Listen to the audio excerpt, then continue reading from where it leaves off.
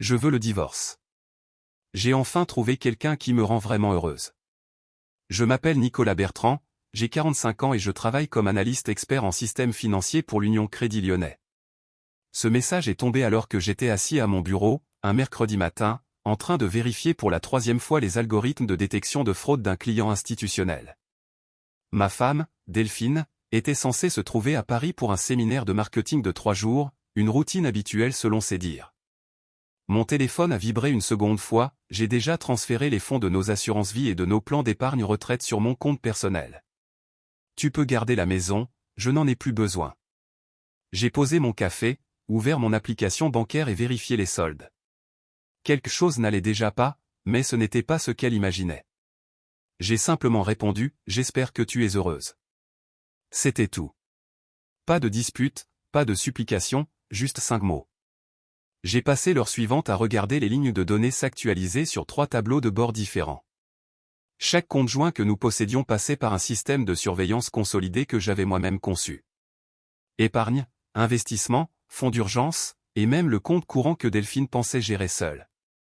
En initiant ces transferts massifs, elle avait déclenché de multiples protocoles de détection de fraude. Le système ne se souciait ni des émotions ni du statut matrimonial, il voyait simplement des montants à 6 chiffres se déplacer sans la double vérification obligatoire des 2 titulaires. Les mesures de lutte contre le blanchiment et la fraude s'étaient activées automatiquement. À midi, mon téléphone s'est illuminé d'alertes, non pas de Delphine, mais de l'institution réceptrice, examen du compte initié, dépôt gelé en attente d'enquête. Je n'ai pas souri, je n'ai pas fêté la nouvelle, j'ai simplement fermé les alertes et je me suis remis au travail, car la sécurité financière d'un autre client réclamait mon attention. Le téléphone de Delphine n'allait pas tarder à vibrer à son tour. Elle essaierait d'accéder à l'argent pour découvrir un solde à zéro. Le système n'a aucune sympathie pour les mauvaises décisions. J'avais appris cette leçon en observant des comptes se figer lors d'enquêtes sur des activités suspectes. L'argent ne se soucie pas de l'amour, de la trahison ou du timing, il suit des règles, et Delphine venait de toutes les briser. Nous étions mariés depuis 22 ans, des amours de jeunesse rencontrés au lycée de Villefranche-sur-Saône. J'étais déjà l'homme des chiffres à l'époque, calculant les statistiques de l'équipe de rugby et suivant la collecte de fonds de notre classe de terminale au centime près. Delphine était le papillon social, l'incarnation parfaite de la professionnelle du marketing, charmante, persuasive, toujours en train de réseauter. « Tu es trop prudent avec l'argent », me disait-elle souvent après que j'ai vérifié 3 fois nos déclarations d'impôts. « Il faut bien que quelqu'un le soit », répondais-je. Cela avait fonctionné pendant des années. Je gérais nos finances tandis qu'elle bâtissait sa carrière chez Valérie Marketing. Elle voyageait souvent pour des ateliers à Bordeaux ou des séminaires à Marseille, toujours pour le réseau, toujours pour l'entreprise. Les signes avant-coureurs étaient apparus lentement, comme une brume s'installant sur l'eau. Il y a 6 mois, elle avait cessé de s'intéresser aux projections pour notre retraite. Il y a 3 mois, elle avait ouvert une carte de crédit sans m'en parler. 2 semaines plus tôt, elle avait remarqué que notre chambre d'amis était trop encombrée, demandant qui viendrait nous voir de toute façon. Ma sœur l'avait remarqué lors du dernier repas de famille, elle semble distante. Juste le stress du travail, avais-je expliqué. Mais Delphine n'était pas stressée, elle planifiait. Pendant que je maintenais notre système de suivi financier consolidé, un outil que j'avais créé après qu'un audit raté chez un client leur avait coûté des millions et elle l'étudiait aussi. Elle cherchait les angles morts. Sauf que mon système n'avait pas d'angle mort. Chaque compte était connecté, chaque transfert surveillé, non par méfiance, mais par habitude, après des années à débusquer des tentatives de fraude et à comprendre comment l'argent circule quand on veut effacer ses traces. Le mardi soir avant son départ pour Paris, elle s'était montrée exceptionnellement intéressée par nos soldes d'épargne. Combien avons-nous au total, avait-elle demandé au dîner. Environ 800 000 € entre nous deux, avais-je répondu. Pourquoi? Juste de la curiosité. Désormais, cette curiosité prenait tout son sens, elle calculait sa stratégie de sortie. J'ai pensé à appeler sa mère, sa meilleure amie Patricia, ou mes propres parents. Mais qu'aurais-je pu dire? Votre fille a essayé de voler notre retraite et s'est fait attraper par un algorithme antifraude. C'était ridicule, digne d'un mauvais feuilleton télévisé. Au lieu de cela, je me suis préparé à dîner, j'ai regardé les informations et j'ai vérifié les alertes une dernière fois. Les transferts étaient toujours gelés. L'enquête pour fraude prendrait 5 à 7 jours ouvrables avant de libérer ou de retourner les fonds. Delphine avait misé sur la rapidité, espérant tout récupérer avant que je ne m'en aperçoive, avant que le système ne la rattrape. Elle avait oublié qu'en toutes ces années, je n'avais jamais négligé un seul détail financier. L'appel est arrivé le vendredi matin à 11h30. Nicolas, ma carte ne fonctionne pas, sa voix avait ce ton tranchant que je reconnaissais lors de ses visioconférences quand ses présentations tournaient mal, une panique contrôlée déguisée en agacement léger. Quel est ton solde, ai-je demandé. 0. Comment est-ce possible? J'ai fait les transferts. C'est exact. Je l'ai entendu respirer, puis le silence s'est installé. Qu'est-ce que tu as fait? Rien, ai-je dit avec vérité. Le système de détection de fraude a signalé des transferts inhabituels depuis des comptes d'épargne protégés. Les réglementations bancaires imposent un examen pour les retraits importants sans autorisation conjointe. Nouveau silence. Combien de temps? 5 à 7 jours ouvrables. Peut-être plus s'il trouve des anomalies. Elle a raccroché. Je me suis assis dans mon bureau personnel en regardant les alertes de fraude, sirotant mon café. Quelque chose de fondamental avait changé en moi. Ce n'était pas de la colère, ni même vraiment de la trahison, juste une immense clarté. Pendant 22 ans, j'avais protégé notre avenir financier, épargné avec soin, investi sagement et bâti des systèmes pour intercepter les problèmes avant qu'ils ne surviennent. Et la femme pour qui j'avais fait tout cela avait décidé de tout prendre et de disparaître. Mais ce n'était pas l'argent qui faisait mal, c'était l'efficacité glaciale de sa trahison, un SMS, un transfert, un adieu. Comme on clôture un dossier commercial. J'ai consulté notre portefeuille d'investissement. Sans les transferts de Delphine, nos comptes de retraite restaient intacts. La maison achetée il y a 5 ans pour 300 000 € en valait maintenant presque 500 000. Mes actions personnelles, mes obligations d'État, tout était encore là, protégé par les protocoles que j'avais mis en place pendant qu'elle parcourait les cocktails de réseautage. Mon téléphone affichait 23 messages de Delphine le vendredi après-midi. Je ne les ai pas lus. Qui avait-il à discuter? L'avocat spécialisé en divorce que j'ai consulté le samedi s'est montré compatissant mais direct, déposez la demande immédiatement. Documentez tout. La tentative de détournement de fonds jouera en votre faveur. J'ai déposé le dossier le lundi matin. Des papiers simples, pas de demande de pension alimentaire, pas de partage des actifs non affectés, juste le divorce. La maison restait à mon nom. Je n'avais pas touché au compte joint courant, je l'avais laissé avec son solde de 3 000 €. Delphine pouvait garder cette part. Le mardi, la réalité s'est imposée.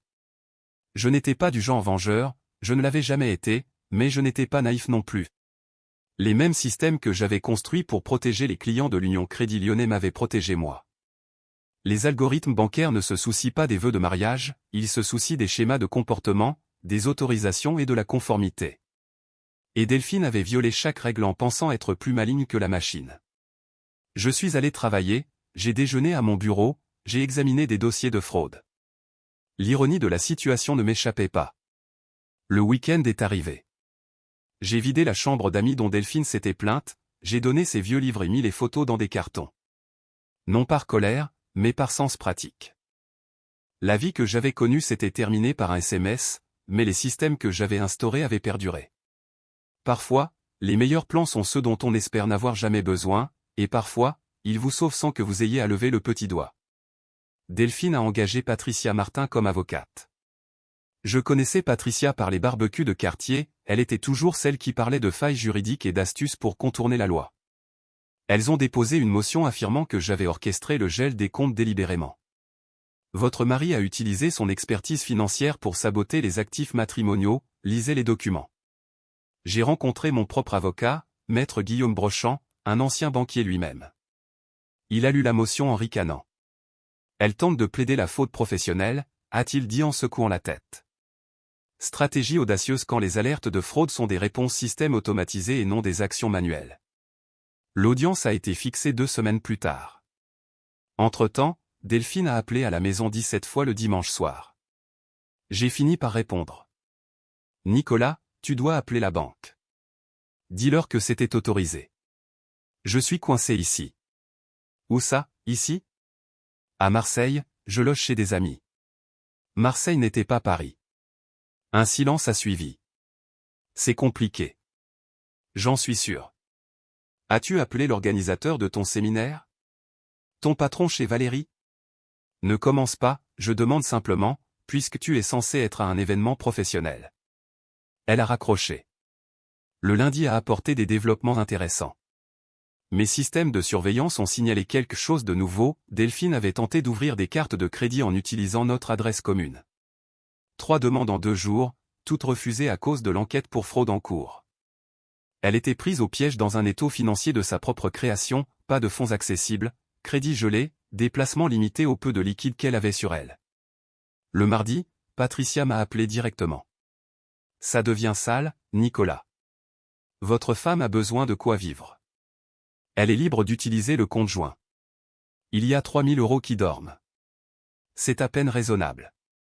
C'est ce que nous avons toujours gardé pour les urgences.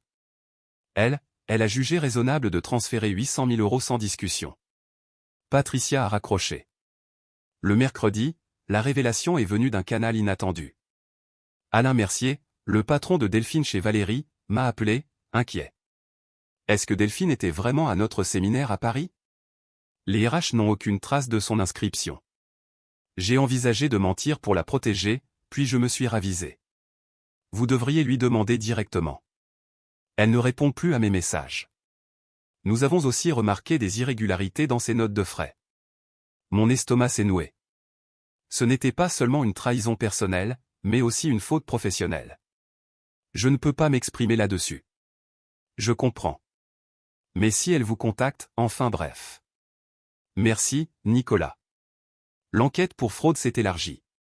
Des représentants de la banque m'ont contacté directement. Monsieur, nous avons trouvé de multiples transferts inhabituels entre des comptes d'entreprise et des comptes personnels au cours des 18 derniers mois. Tous proviennent de la même adresse IP de poste de travail. Delphine ne nous avait pas seulement volé, elle s'appropriait les fonds de son entreprise. Ma vie calme et planifiée volait en éclats. Chaque fondation sur laquelle je comptais le mariage, la confiance, l'honnêteté élémentaire semblait compromise. Mais je ne l'avais pas poussée vers le crime. J'avais simplement construit les systèmes qui l'avaient démasqué. Le jeudi matin, Patricia a déposé une motion d'urgence pour les frais de subsistance de Delphine. Le juge a fixé une audience rapide pour le vendredi.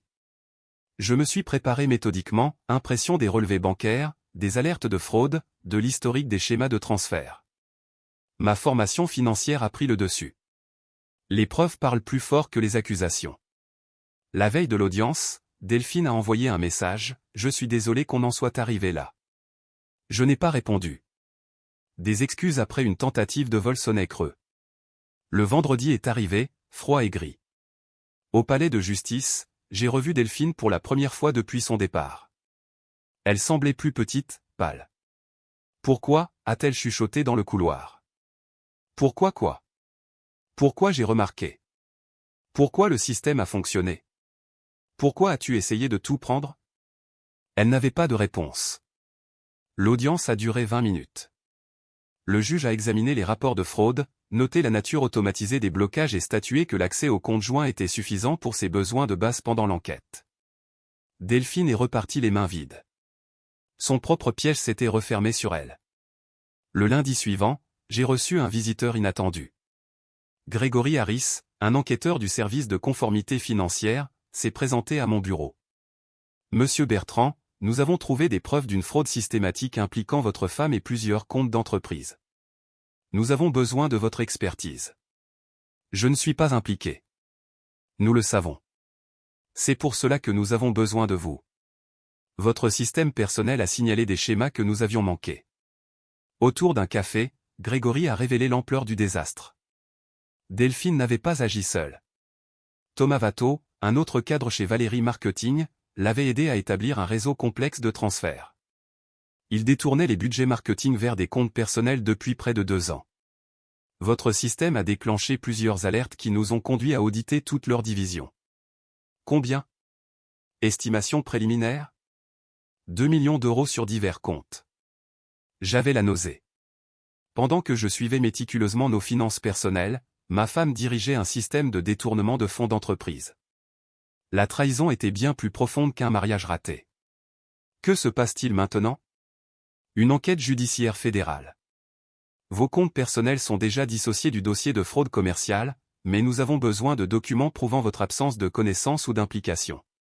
J'ai tout fourni, déclaration d'impôt, relevé financier personnel, toute la piste d'audit de mes propres systèmes de suivi, chaque preuve prouvant que j'avais bâti ces protocoles pour la protection et non pour faciliter le vol.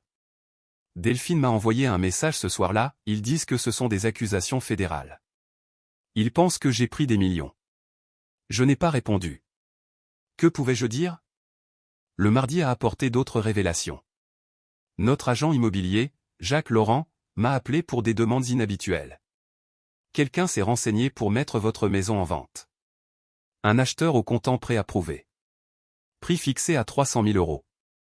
Il a dit représenter vous et votre femme. 300 000 €, le prix d'achat initial il y a 5 ans.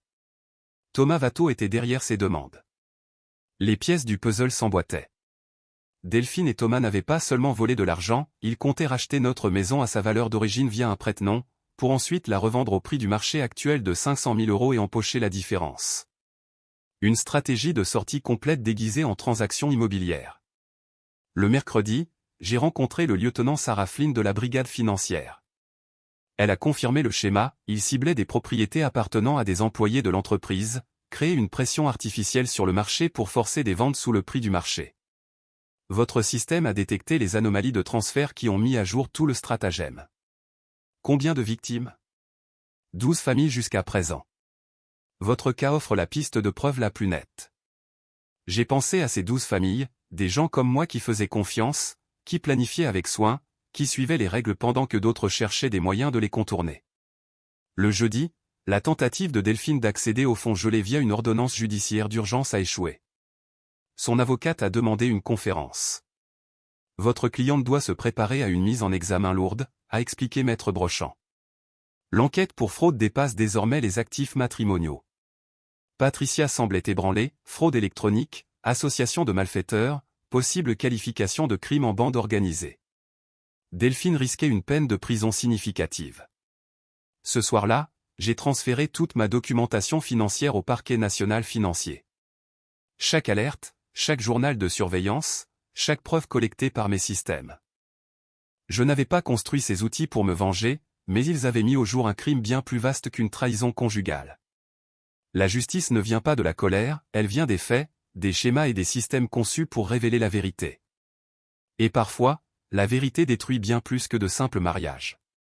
J'ai témoigné devant le grand jury le jeudi matin. Ma voix était calme, factuelle, sans émotion, alors que j'expliquais le fonctionnement de mes systèmes. Les alertes automatisées se déclenchaient à 3 heures du matin quand les transferts dépassaient les seuils fixés. Aucune intervention humaine n'était requise. Le procureur a apprécié la précision technique. Avez-vous déjà accédé au compte de votre femme sans permission? Non. Le système ne surveillait que les comptes joints. Je l'ai conçu pour repérer des schémas inhabituels dans nos finances partagées. 2 heures de témoignage sur chaque alerte, chaque protocole de sécurité. La sentence potentielle de Delphine devenait claire, le procureur a souligné des chefs d'accusation de fraude, complicité et détournement de fonds.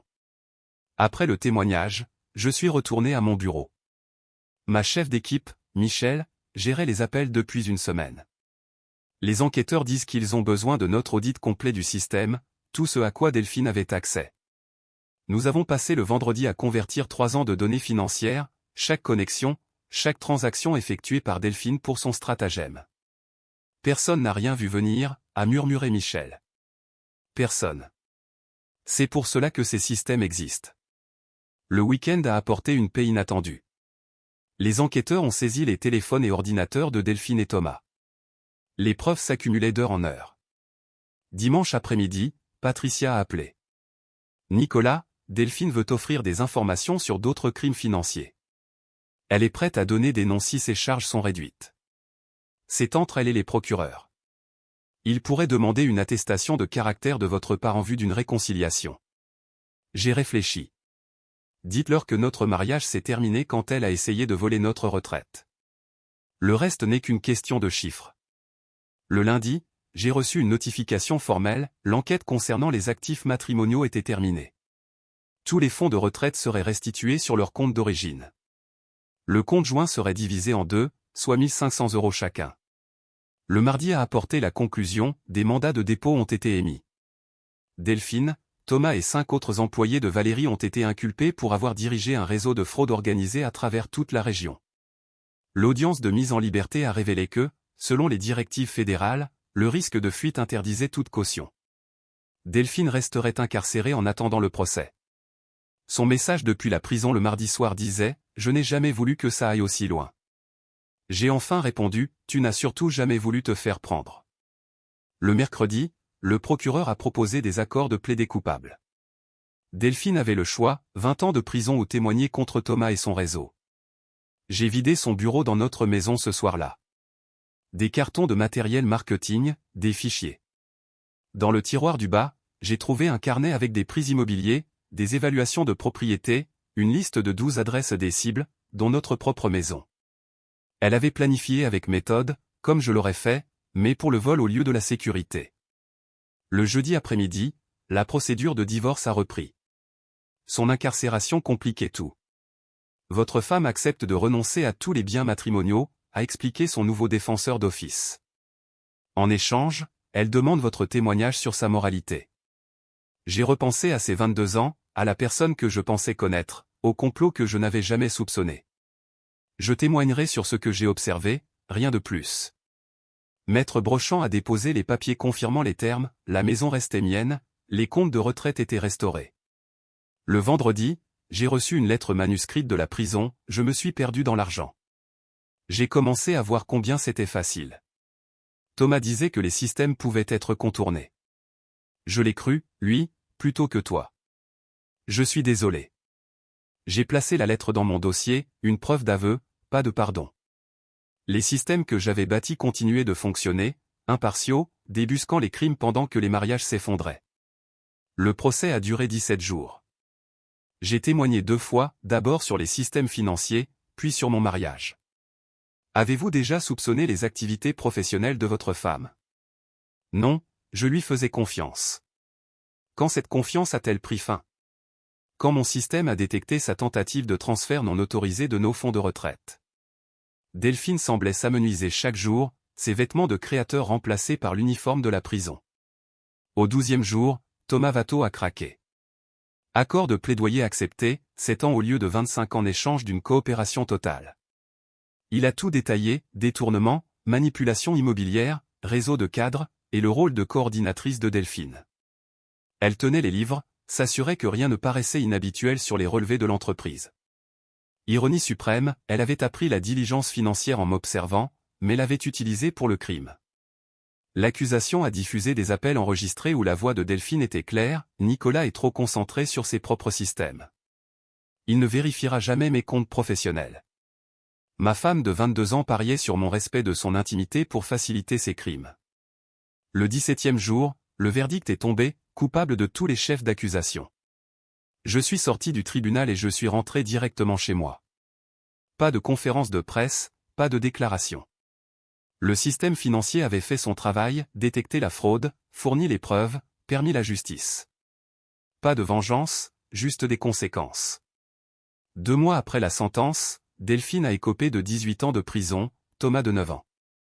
J'ai vendu la maison pour 500 000 € après frais, plus qu'assez pour prendre un nouveau départ ailleurs.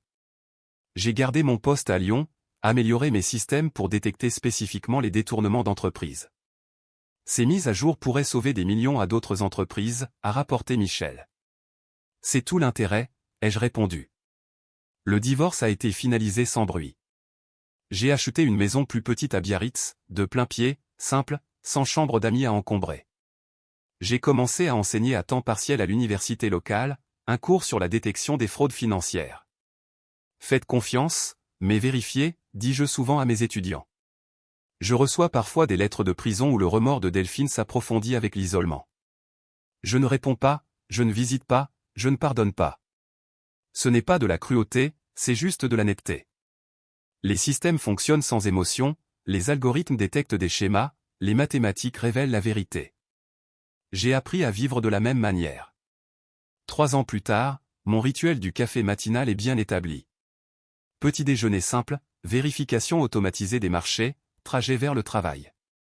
12 familles ont reçu réparation. J'ai appris à faire confiance avec prudence. La vie continue, ordonnée, systématique, protégé. La leçon demeure, la trahison arrive, le vol survient, mais les systèmes perdurent. Et parfois, la justice arrive par les équations plutôt que par les émotions. J'ai fait la paix avec cette mathématique.